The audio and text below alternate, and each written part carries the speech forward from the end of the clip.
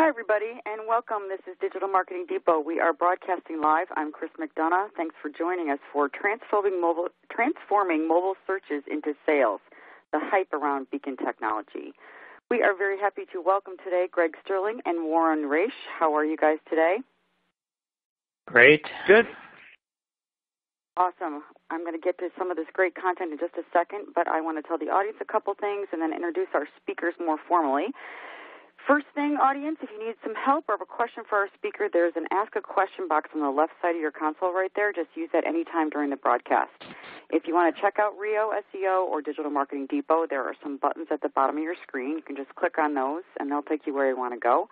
The Rio team is tweeting today at hashtag Rio SEO. If you would like to join in on that, that's what you should use. And lastly, we are recording this broadcast. I will make it available for viewing on demand this afternoon, just about right after this broadcast is over. I will let you know when it's ready. You can just check back at our website at digitalmarketingdepot.com. And since I've had a quick view of this content here, you're probably going to want to take a look at it again, so don't forget to do that later on. All right, let me do a brief introduction of our speakers and then hand it over to Warren to get us going here. First up is Greg Sterling, Internet Mobile Analyst for Search Engine Land. As a contributing editor, Greg writes a personal blog, Screen Work, examining the world of media and local advertising. He also writes about the mobile Internet at Internet to Go. His consulting firm, Sterling Market Intelligence, conducts research on the impact of the Internet and digital media on offline consumer behavior. Next up, we have Warren. He is a business and thought leader with a vast experience working as a senior executive with leading high-tech companies such as Apple, Adobe, HP, and divisions and leading agencies. All right, Warren, with those brief introductions, if you'd like to tell the audience more about yourself, please feel free to do so. But in the meantime, I'm going to push out your first slide and get us going on the content we have for our audience today. Thank you, Chris, very much. I'm going to dive right into the topic, less about me and more about the topic. Really glad that we've got a solid team put together today. This topic is basically around beacons and mobile technologies and kind of how they're impacting and shaping business around the world. A lot of the early attention is in the retail space, but it actually transcends into pretty much any location that you can think of, from stadiums to airports, and we'll be exploring, different scenarios as we go through today. What you'll learn today is basically why beacon technologies are really just a piece of a bigger scenario. We like to say, beacons are just a piece of plastic on the wall without a strategy.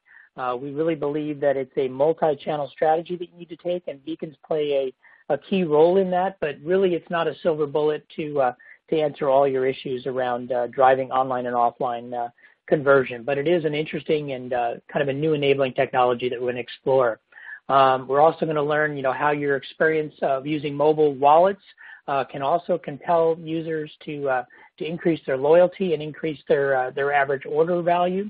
We're going to look at, how mobile moments are different than web searching moments and kind of explore that storyline a little bit more and what that mobile path to purchase is.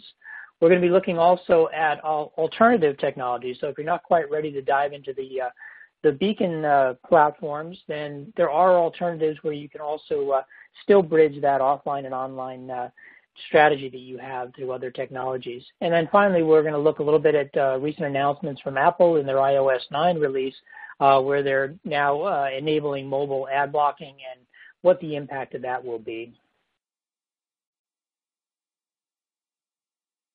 So diving into the content, why mobile matters. Let's take a quick look. Obviously you guys who are attending are either experimenting or maybe deep into this already, but just to kind of validate where we are right now in the space, Google's always a good place to kind of start your thinking. They've done a lot of primary research, and they probably are sitting on one of the best research tools in the world because they're tracking billions of searches per day, which have a lot of intent. And with the recent findings from Google, in fact, it was earlier this year, I think they had that tipping point where over 50% of the searches on a daily basis are now coming from mobile devices.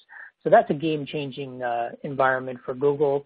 Same for us, because if they're on mobile devices, then the landing pages that they hit, the in-store experiences they hit, all the the down channel type of experiences are impacted as well. And 60% of our digital media time is now spent on our smartphones, so it's almost at a state of addiction for me personally, at least. I know if I'm standing in line or I'm waiting at the airport or anything, the first thing I'm doing is grabbing my phone and getting engaged in either at an app level or checking emails or doing calls. And 4 out of 5 consumers now use smartphones. So this is the world that we're marketing in right now. So the more we learn about it and hone our expertise, the better. Some recent stats pulled together by the Street Fight organization. They did a poll of their major spenders and people that are in the media space heavily. And if you kind of look at this chart from the bottom up, you'll see that the number one spend right now going forward over the next 12 months, over 50%, is going to be in the mobile advertising space. That's a major seed change. Obviously mobile, and it's been the year of mobile for many years now, but I think we're really at the tipping point where the year of mobile is now translating into actually hard marketing and advertising budgets being shifted and spent in that category. So this is one of the biggest growth areas as far as media spend over the next 12 months as well.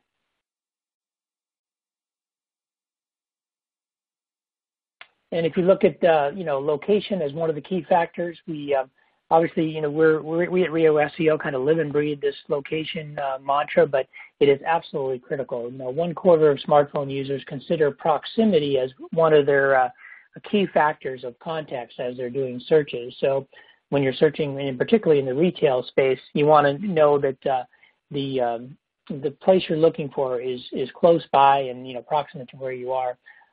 Compared to tablet users, smartphone users are 130% more likely to search for directions to a location because they've got your brand in the hand right at that moment, and they're looking to actually engage. So they're looking for directions. They're 43% more likely to search for specific retail locations by name and location combinations, and 25% more likely to search for contact information. So what we call NAP, name, address, phone number. Those things, as mundane as they sound, are actually absolutely critical to maintain, and particularly with the seasonal business where you may have changing hours, things like that. It's absolutely critical that these stay current and kind of front of mind for the mobile search visitor. Meeting mobile expectations. Let's take a look at the some additional research. So right now, half of mobile users expect retail locations to be within 5 miles of their current search area. So once again, proximity is an absolute must, and there's got to be good housekeeping done in that area. So meeting people where they are now, not only in their search criteria and their context, but now in a very physical sense is becoming more and more critical. Another area about meeting expectations is that more than half of mobile activity leads to conversion. I don't know any other channel that we can talk about, whether it's TV, radio, print, billboards, and display ads that really have that kind of stat that can be touted about them. But having more than half of mobile activity leading to conversion is absolutely huge, and that transcends. It's obviously more dominant in the smartphone area, but it's also prevalent in the tablet area as well. So a high converting, high intent channel. And let's look at some of the differences between smartphone and tablet users. Basically, particularly in the retail space, people are looking for rapid transactions. Over 30% of smartphone users and 25% of tablet users want to make purchase within an hour. Also, a very compelling stat to think about when you think about your marketing dollars. If you could find a customer that's in context to your product offering, is in proximity to your store locations, and wants to buy within the hour, I'd say that's a highly targeted, highly well-focused customer to actually put your dollars behind. So this research also, reinforces that as well. Let's look at some of the conversion points. Right now, a quarter of tablet users complete their online conversion via a mobile device. So also another interesting factor of both online and offline conversions. 77% are still doing it in person, which is good. If you look at the overall aggregate of consumers, buying, particularly in the retail channel, 93%, I think, is the current trending number right now. 93% still happens in physical locations. So even though there's a lot of hype and buzz around the mobile channels and what's happening, people are using it as a directional device, a place for social reviews, a place to do research, and even an in-store experience while you're in shopping. But 93% still is conducted in the store. So it is a great, kind of complementary engagement tool for marketing. So basically, the way I look at it is kind of extending the mobile experience. So while people are, on their mobile device, you can look at mobile ad networks as a way to kind of complement them with contextual, proximity-based advertising. If you have a loyal following, you can, get them to engage in your apps through notifications and, push of marketing messages. Obviously, beacons we're going to explore in depth today. Mobile wallets are an up and emerging area as well. Offline to online connections through redemption strategies, whether that's just, the tried and true kind of coupon redemption models, or, checking in and getting your points through loyalty programs. So a lot of ways to kind of extend through more of a holistic approach. Let's look at, mobile ads specifically. It's interesting. 3/4 of retail users notice mobile ads. Another very, admirable kind of stat. If you look at typical display ads, they're under 1%, maybe a half of 1% average, click-through rates. And that's click-through rates. But to say that, 3/4 of retail users actually notice the mobile ads, from impression point of view, obviously you're dealing with a smaller real estate, so they take over more of the predominant view of the consumers. But the fact that they've got, noticeability and retention at that level is really high. 21% for smartphone as well, click on the ad. So it's a really, high engagement channel that way.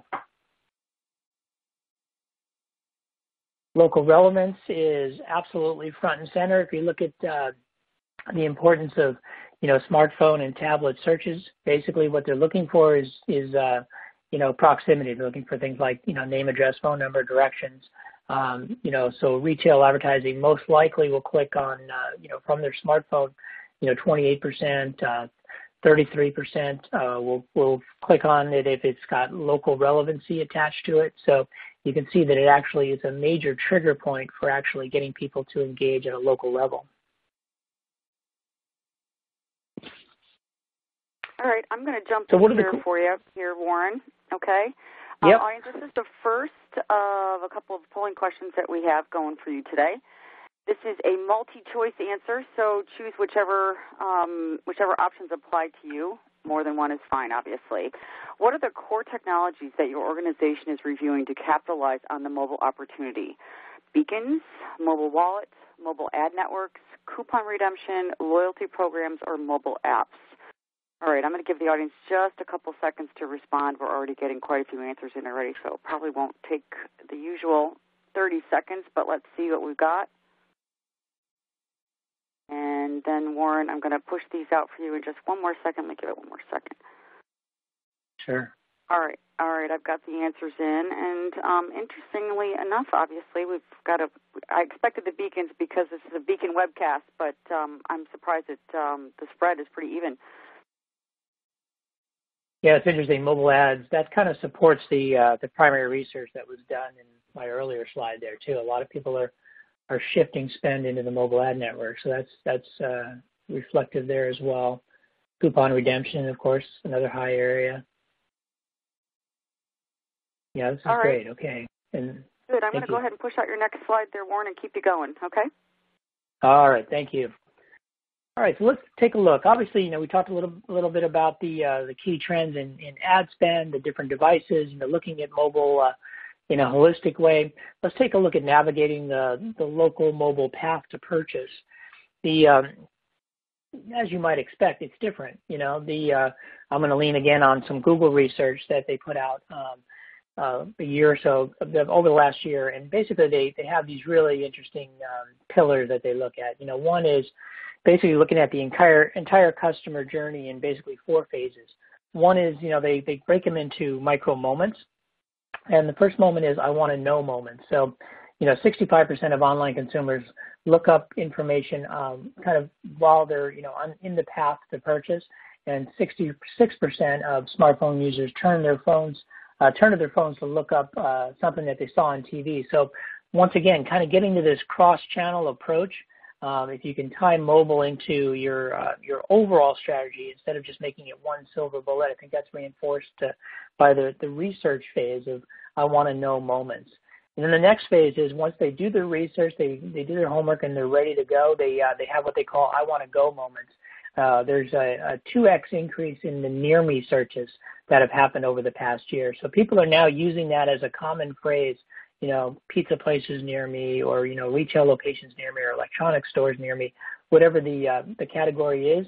Near me is, seeing a tremendous spike right now. Once again, speaking to the location and proximity importance. 82% of smartphone users use a search engine when looking for a local business. So what's interesting about that is, is there a new metaphor forming, when you're on a mobile phone versus your desktop? We've all been trained over years and years of web usage to kind of turn to Google, Bing, or Yahoo for searches, and we're now seeing that same kind of basically no surprise, that same training that we've had, we're actually putting to use in our mobile devices, whether it's a tablet or smartphone, with 82% being in the smartphone area. So search is still alive and well. It's just now transforming into mobile searches. Next phase is I want to do moments. So 91% of smartphone users turn to their phones for ideas of tasks. Maybe you just landed in Boston and you want to, know what's the hot restaurant right now, or you want to book a tour or something like that. So you get into these action-oriented do moments with 100 million hours of how-to content now being watched as well. So people are using mobile devices as video players. So it's interesting that, and this might be just kind of like using your downtime while you're in on an airplane or in trains or something like that. You're seeing 100 million hours being watched in that kind of content. So it's an interesting kind of utilitarian function that's been filled there as well. And then finally, I want to buy moments, which we all love. Here we start unraveling the ROI story.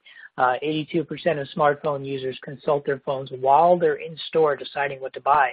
So this is really interesting as far as a kind of like a personal sales assistant that carries around with you. So if you can get brand engagement through these I want to know, I want to go, I want to do moments, and then they finally get to the moment of purchase, if they can carry you in with them, 82% will actually go to you and actually look for information while they're doing the buy decision.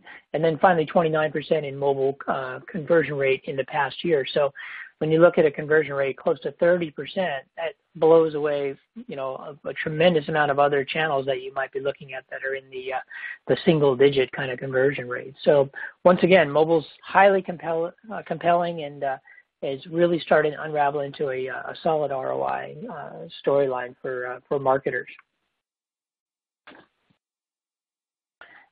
Once again, mobile path to purchase. 76% of consumers interact with brands or products before arriving at the store. This is a huge thing. It's one of those things that not only transcends to people going to the store, but there are similar stats even for those of you on the call that are in the B2B space.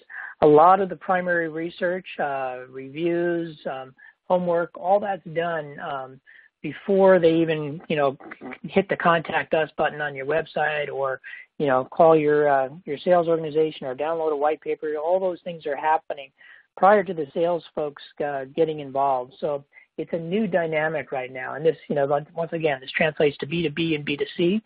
In the B2C example, obviously they're walking in well-informed. So we have to be ready to be equally responsive.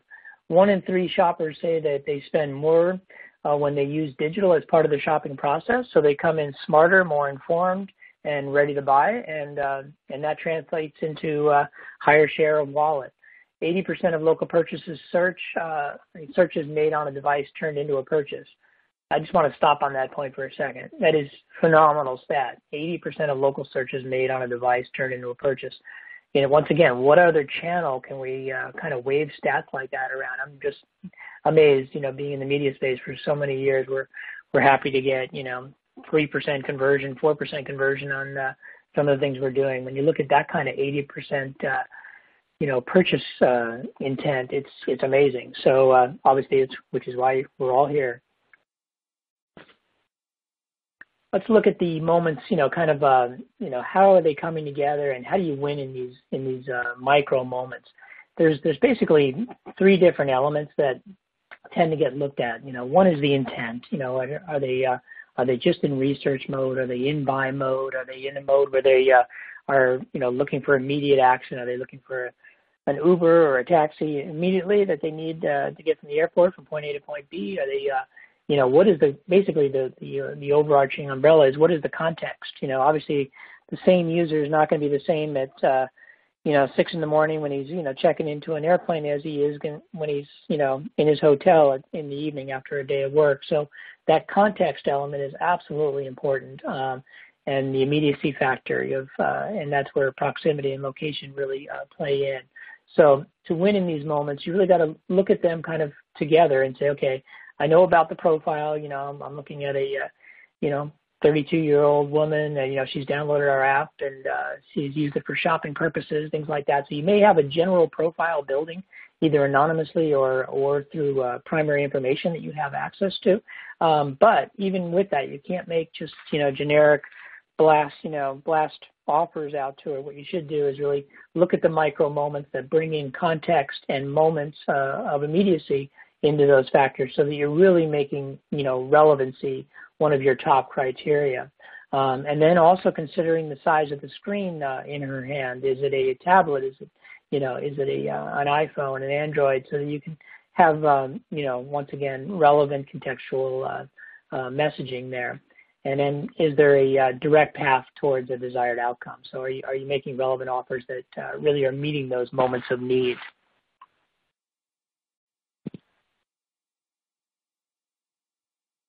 So why are beacons getting so much attention? You know, we've been studying this ourselves and, you know, kind of looking at it.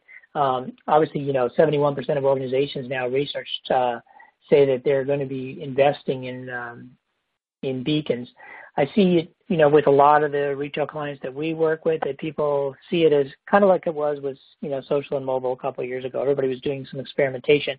So I'd say that, you know, this number sounds about right. You know, 70+% are putting beacons in some kind of deployment, you know, whether it's just at the front door to get, you know, people coming across the threshold, or whether they're going down to the individual aisle level, you know, whether they're putting it across airports, things like that. So it is getting a lot of attention and deployment.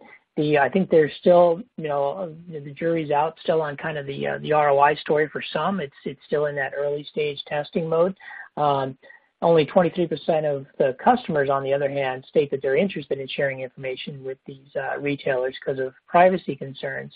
So I think a lot of this is going to be a trusted kind of crawl, walk, run kind of model. That's my kind of assessment of where we are right now. We're in the crawl stage, and, you know, we're going to get to a walk stage when we start offering real value back to customers.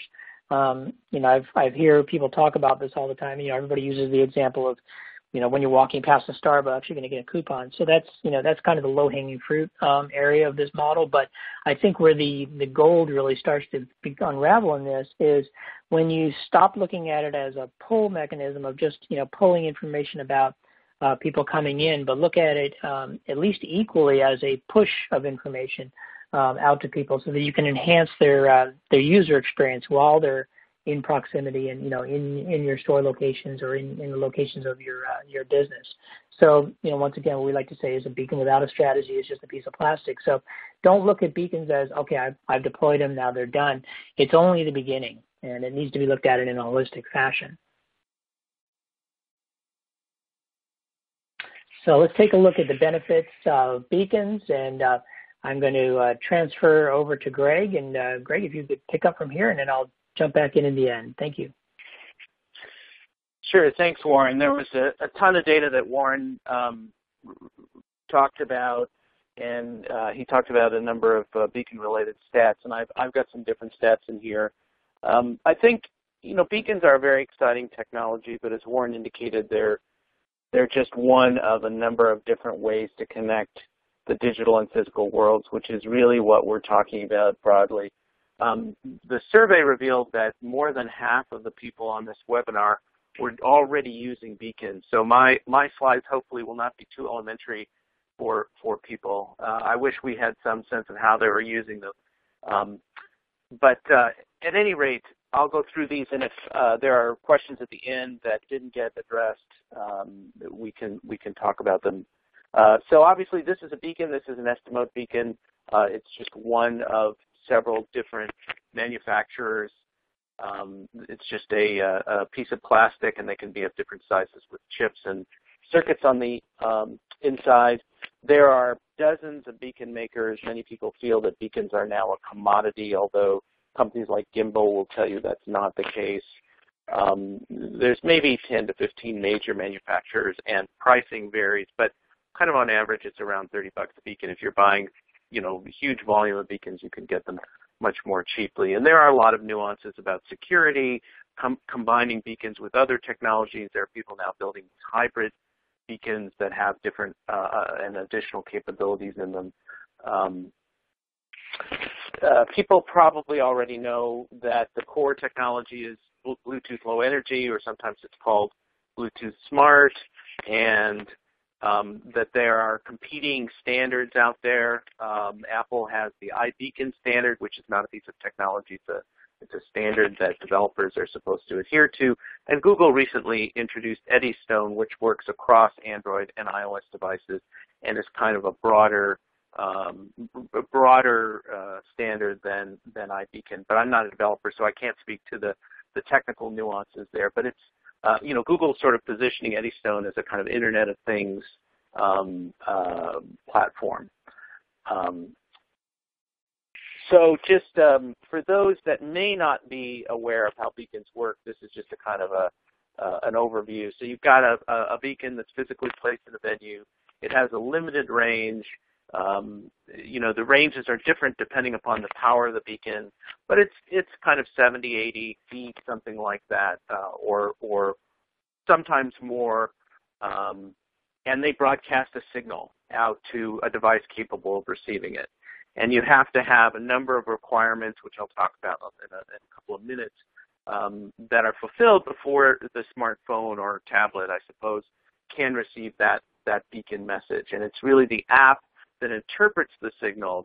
The beacon itself doesn't send out a particular message or particular content. It sends out a signal which then triggers some sort of content through the app. The app is the vehicle that interprets the signal. You've got to have an app installed, Bluetooth, and then notifications enabled essentially. And then the folks that have those things on their devices turned on or downloaded will get the notification, which can be a coupon. It can be all kinds of things. And you can do, the example that we always hear about with beacons is discounts or in-store, pricing related content. But there's an enormous amount that can be done. It's really, beacons should be thought about sort of in two ways. One is a kind of one of several technologies to connect the online and physical worlds, and also as a way to enhance the in-store experience. This is really an opportunity to think of a beacon as a kind of an extension of the sales or customer support people in the store to help people find products, to answer questions, to give them additional content, as well as sort of to incentivize them to buy things with discounts. Warren already talked about this a little bit, but there are various surveys, including some that I've conducted, that reflect that from anywhere from 60 to 80 or maybe even 90% of smartphone owners use those devices in stores for various reasons.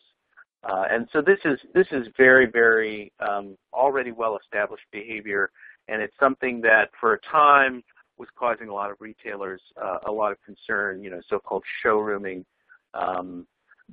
But it's really about consumers looking for information or trying to get validation about a particular product, and I've got a slide in a second which speaks to that. So what are people doing in stores? They're comparing prices, looking for coupons, looking for product ratings and reviews to get more information. A lot of people will send pictures to friends or relatives. Hey, should I buy this one or that one? Here's what it looks like. Is this the right product? And then in some cases, people will post questions on social media, essentially looking for input. These particular percentages vary from survey to survey, but this list is pretty consistent across surveys. There's a standard litany of things that people are doing. So I alluded to this just a second ago.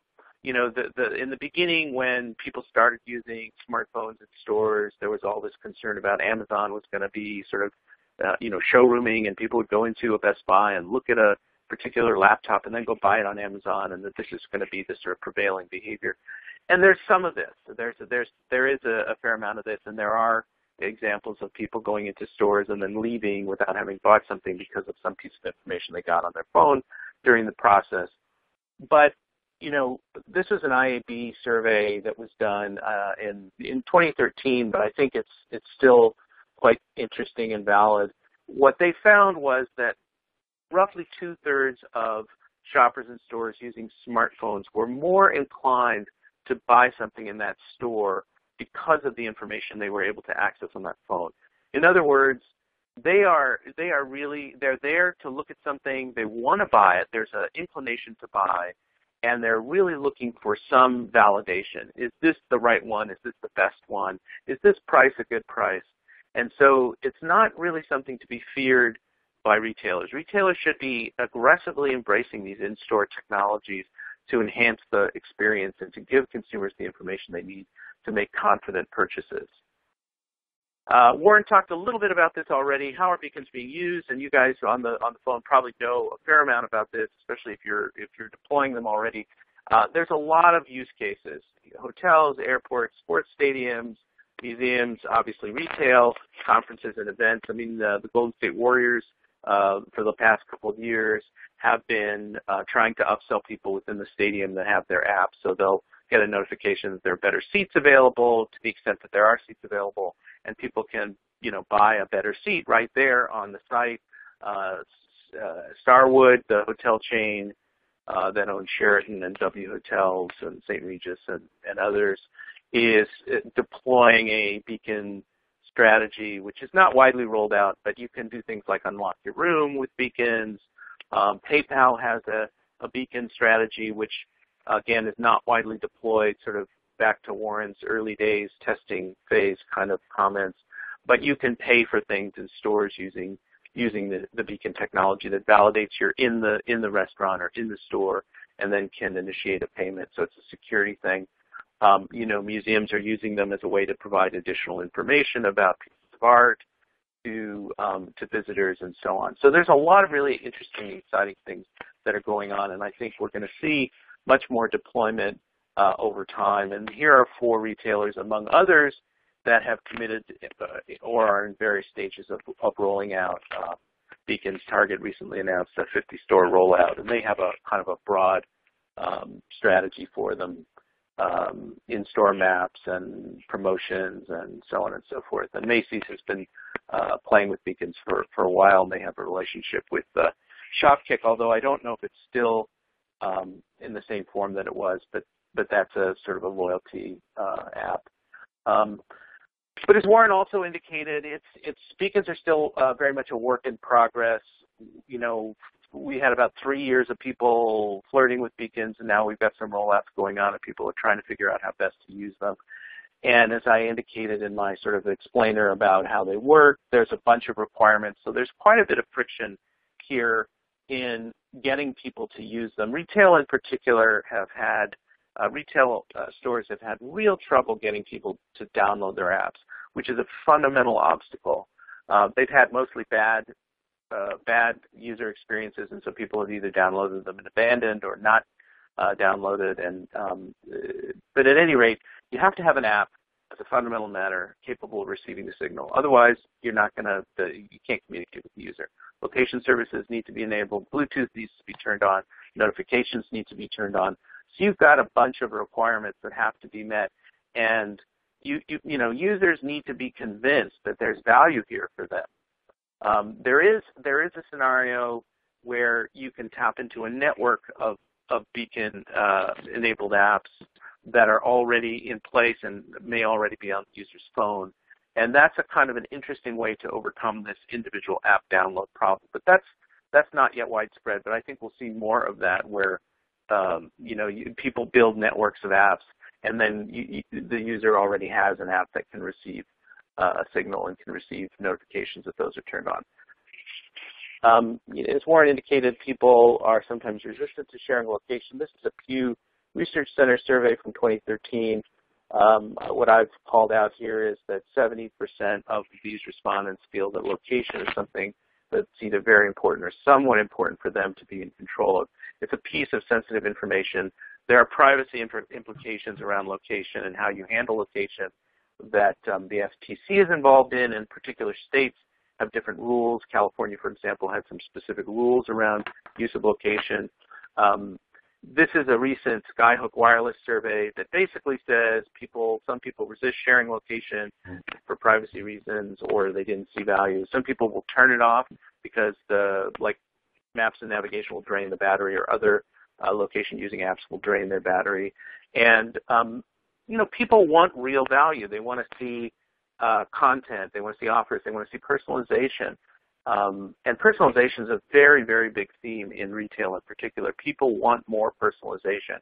So you need to really speak to them on that level. Here's what you're going to get. Macy's recently sent me an email encouraging me to download their app again, and it had a litany of benefits. Here's the list of things you're going to get if you download our app with our new improved app. So there are different ways to communicate value to people. It doesn't have to be exclusively through the mobile channel. The next 3 slides basically say the same thing. They say through different surveys that people will share their location when they see obvious value or benefits from it. The most extreme or obvious case of this is mapping apps, where you need to share location in order to get the value out of the map. But there are many other examples. In a company called Squirrel, which is a company that operates in the retail arena, and they also have beacons, a couple of years ago found that half of female shoppers would share location for offers and relevant content and so on. So, people are willing to do it if the content and the value is there. This is another survey from a different source, Opinion Lab. Basically, people want, prizes and product discounts and better shopping experience. So you just need to really be explicit with them about the benefits of the app, or of turning location on, or of turning notifications on in the store.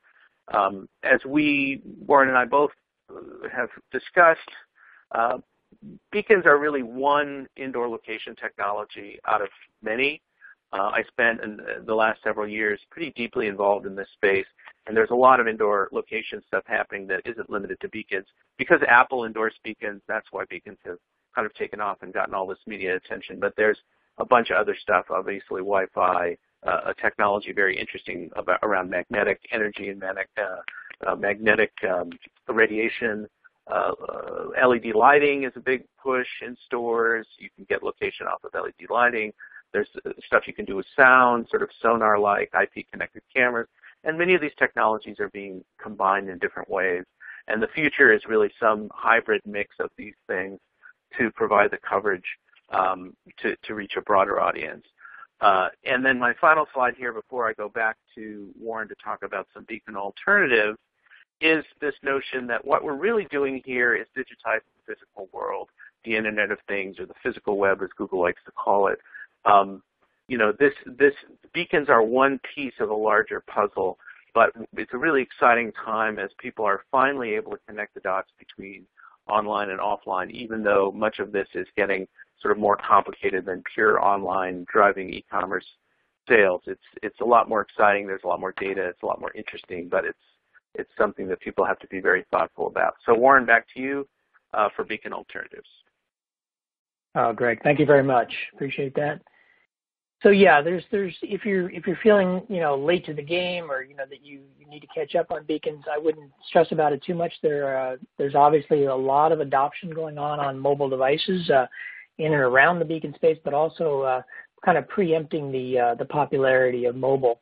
if obviously, Greg mentioned a minute ago, Apple speaks and everyone listens, similar to kind of the Google phenomenon, or in the TV world, it used to be the Oprah effect. There's definitely key people or key companies that everybody kind of looks to as kind of where's the future going, and Apple is one of those. I worked there for years and love the company, but it's interesting to just kind of see their sphere of influence.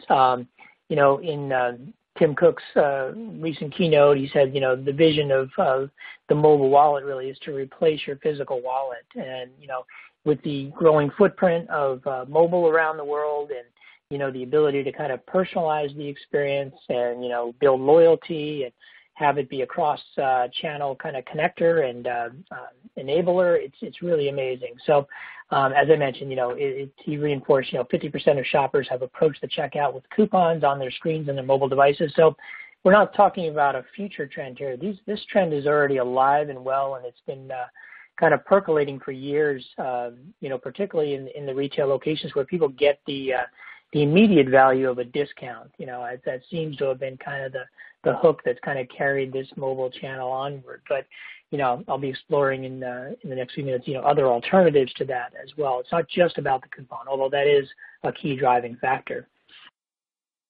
So let's take a look at, Tim's, comments specifically. Obviously, we talk about, password protection and, ease of transactions with mobile devices, with things like Touch ID right now, and kind of instant purchases and things like that. You can instantly get information, get your apps activated, download a store app with a single touch of your thumb. I mean, some of those barriers that Greg was just talking about are very real barriers to adoption, but as technology gets a little bit more seamless and integrated, then some of those friction points are getting smoothed out a little bit with things like, Apple Pay or things that, payment solutions like that. You can have your credit cards, ready to swipe at the counter. So once again, some of the friction points are getting smoothed out there as well, including your personal information like driver's license information, all your loyalty cards that you carry around, membership cards to Sam's Club or Costco or whatever can all be embedded there, event tickets. So all these physical, pieces of paper and plastic cards that we carry around are hopefully going to be a thing of the past. And, God forbid we lose our phones, but that's another issue. But I guess it's the same issue as losing your wallet. So there may be a faster path to, recapturing that information if it's all in the cloud and it can be safely secured and relaunched again. So let's take a look at, obviously, the adoption of the market. It's phenomenal. 2.1 billion smartphone subscriptions in 2014. We're looking at a 23% year-over-year increase. So these billions of smartphone users, it's a global phenomenon. So it's not just a North American or Japan or European phenomenon. This is a global phenomenon that's happening right now. So the addressable market is probably one of the biggest we've ever seen. If you look at kind of reaching beyond, when we first started thinking about mobile a few years ago, everyone rushed to get an app. That was the toy poodle of the industry. Everybody wanted one, and they all ran out and got it. And, some people without any real business plan. So we were, I remember having webinars like this years ago and having the same thing, like, why are you rushing out to do a web app or a native app? Without a strategy, it's the same thing as rushing out and throwing beacons up on the walls. It really is only going to move the needle slightly or not at all or even be a distraction unless there's a solid plan behind it. So the same thing with apps. So the bar has been raised, the factor that you have now, mobile wallets and you've got beacons and things like that. You can extend the app experience now to be much more relevant, convenient, and timely. So you can, drive proximity, location.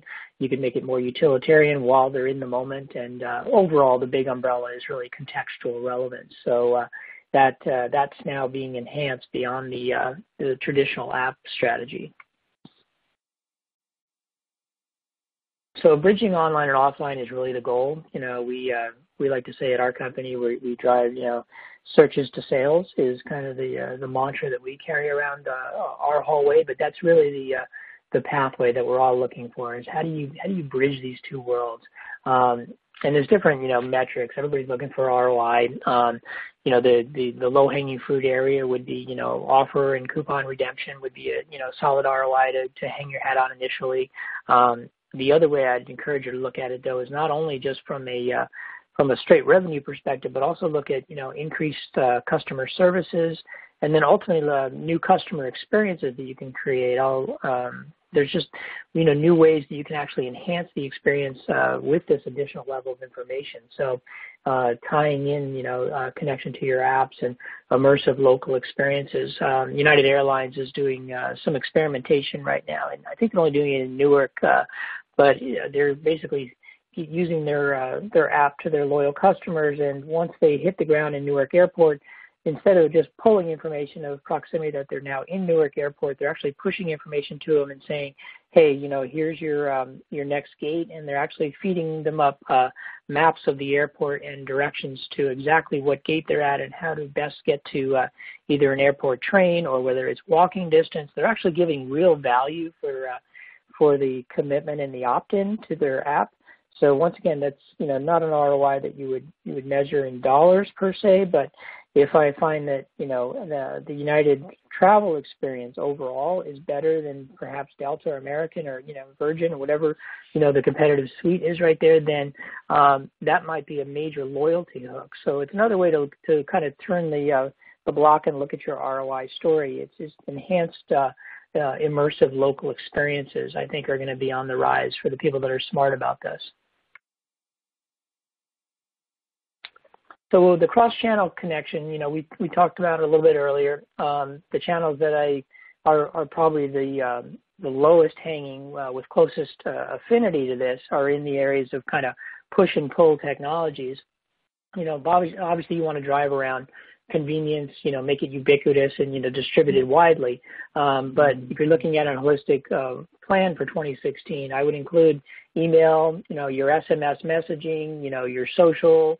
And I'd add in there, your publicizing and, making a central focus on your reviews, highly localized web pages, mobile ready and local ready, and socialized as well. I put, like I said, put your reviews in there, making mobile pages, banner ads and, mobile ads, QR codes are still alive. They kind of had a, rise and fall of popularity, but I think there might be enhanced capability now, and then obviously APIs for pushing and pulling information with third parties.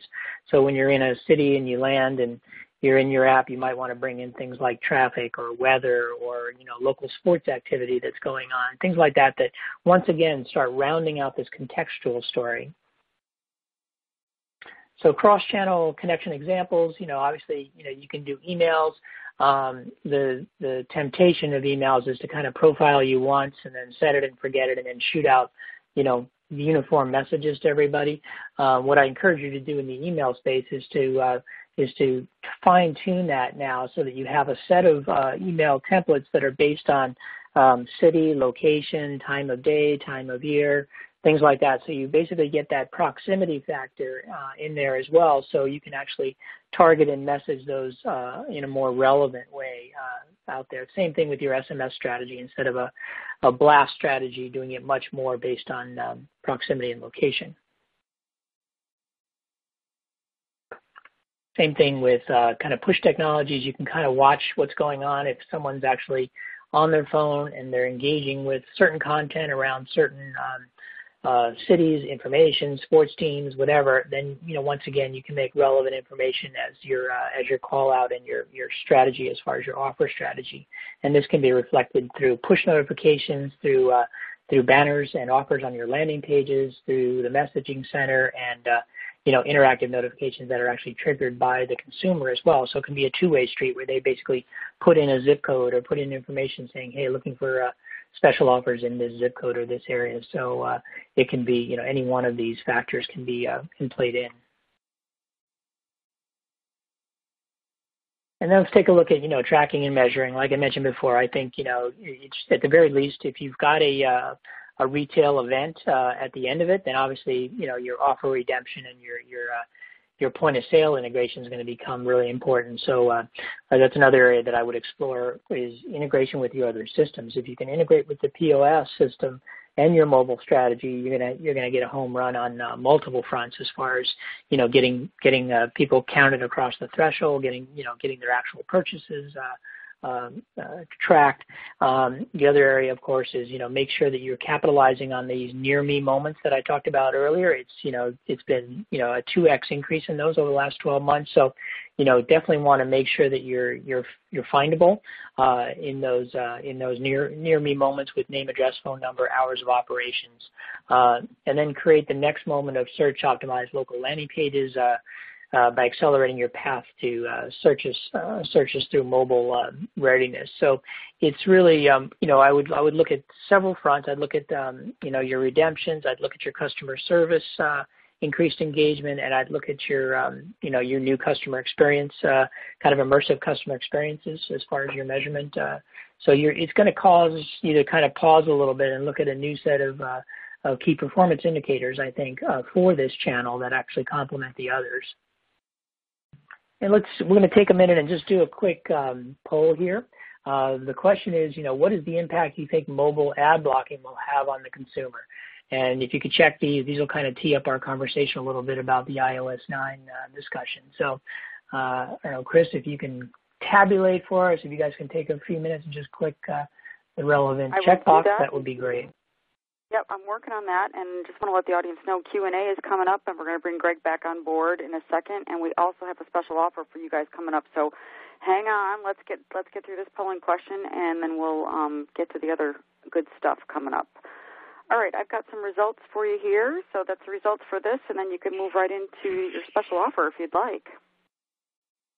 Okay, that'd be good. Let me just absorb this a second. So 40+% say it's going to have a very big impact on their business. Almost half, 48%, say there will be some effect, and then 11% no effect. Okay, so in aggregate, there's going to be maybe 80% that will have some to major impact. So let's talk about that a little bit and maybe get into a little more in the Q&A. The iOS 9 impact, one of the things that's getting talked about a lot is they're kind of overt support now of ad blocking. So it's one of those things that it could be devastating for people that are in the media and publishing space who make 100% of their revenue through ad serving in and around the content that they serve. So there's the fear. I've heard some shocking numbers that could be as much as $20-30 billion impact on the media and publishing space. So actually, let me go back. Sorry. So there's potential. You got it. Okay, thank you. There's potential damage and impact on that. What I would say about, I don't know why it's moving. I'm not touching it, but if you could fix that, Chris. So the initial thought is that the biggest impact is going to be on the media and publishing folks. The ways around it, and it's also going to be on the mobile. As we talked about earlier in the stats, a lot of people are shifting spend towards mobile ad networks. So if those ads are in fact blocked, then what is the efficacy of that? And that's going to cause problems for people in that channel. The ways around it really are to think about richer experiences either with your app extensions.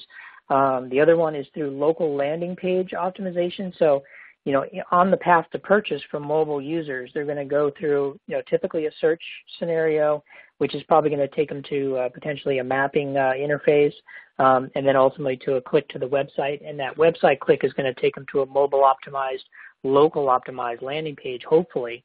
And I would say that's an area where you should really think about investing, is making sure that those, branded, on-domain landing pages are 100% optimized, because that doesn't come under the category of ad blocking. This is, your own, owned media, if you will. So you want to put an extra effort in investing into those landing pages. Make sure that they're mobile ready. Make sure that they've got the, the contextual relevant, offers on those pages. In the context of branded content, and make sure you've got locators and mapping and all those tools that people expect in the mobile experience. So I'd say this probably puts a finer point on the importance of your own owned media and controlling your local landing page experience and your app experiences and those immersive combinations of retail and service experiences that you create if people do opt to turn the ad blocking on. So it's relevant, and it's something we're watching really closely. And like I said, there are counterbalancing factors that I just went through with you. So we can talk about that a little more in a minute, Greg, when we get into the Q&A section. We take an approach. I lost the slide, but we have an open. There's two different approaches. There it is. So there's two different approaches that I see emerging in the industry. One is a closed environment where the beacon providers, for example, might create a closed network of a number of stores or a number of locations, and they control the data, they control the experience, they control the push-pull information, they control the offer strategies that go through it in a very closed environment. Our company takes a very open ecosystem approach where basically we work with, the desktop searches that are going on, the search directories, the mobile and tablet searches, and we basically integrate with the entire ecosystem so that search to sale happens regardless of where what channel it goes across. If you're using, other mobile ad networks, or if you're using, other channels, it's all complementary. Or if you want to integrate with your point of sale, your inventory system, so people can check inventory before they get into the store. We believe that it's better to have an open architecture that everybody shares information together to create these new mobile immersive experiences. So that's our design philosophy and how we're going after the market from a very open, cooperative approach. Let's jump into Q&A. Chris, I don't know if you want to tee us off for that, or are you gathering through the chat, or how are we going to structure that? I am happy to get us going on Q&A. I just wanted to make sure everybody had an opportunity to respond to your special offer of oh, yeah, I'm sorry. Yes. Of local SEO audit report. You want to talk about that? Yes, of course. So basically, one of the things that people ask us all the time is, okay, how do we get mobile ready? How do we get local ready? How do we capitalize on this opportunity?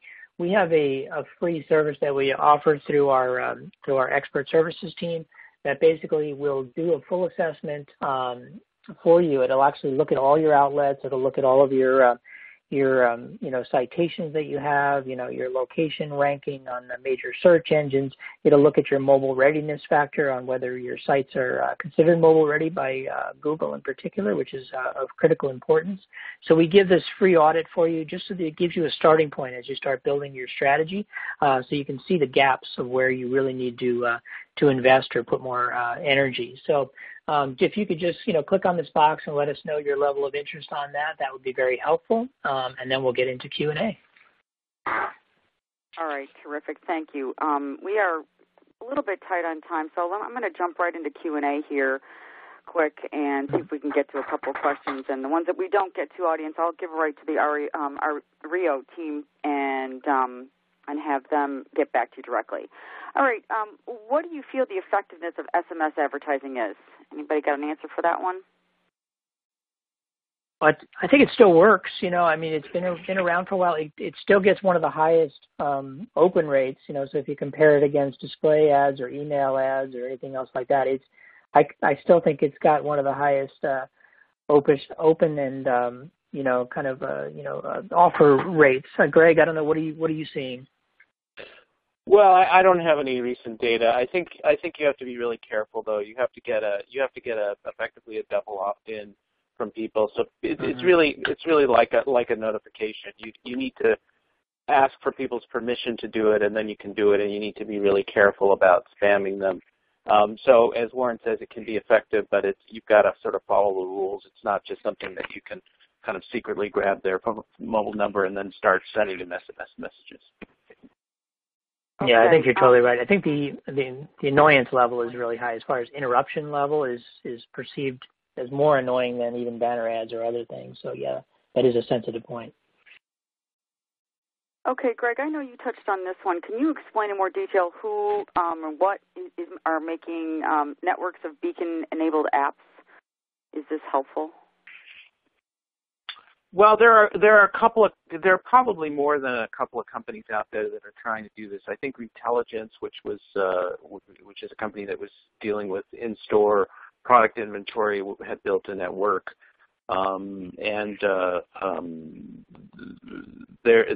there's a couple other companies that are trying to, these are business development deals, build out apps networks of apps that users are likely to have on their phone, so sort of to have this kind of app reach, so that there isn't this requirement of downloading an app in an individual case. So if somebody hits the store and before they can get any notifications, they've got to download your app, that's going to be really a challenge for you. So there's going to be a future effort, I think, for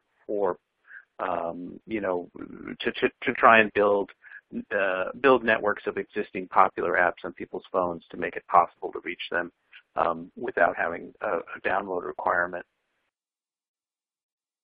Okay, believe it or not, it's 2 o'clock already. We have hit our time limit here, so I want to thank Warren and Greg for some great presentation. And again, audience, this will be available on demand and shortly after this broadcast closes. So thanks very much for that. Thanks, Rio, for sponsoring today's webcast. Again, that's all the time we have for our broadcast today. We do look forward to seeing you here next time, right here at Digital Marketing Depot.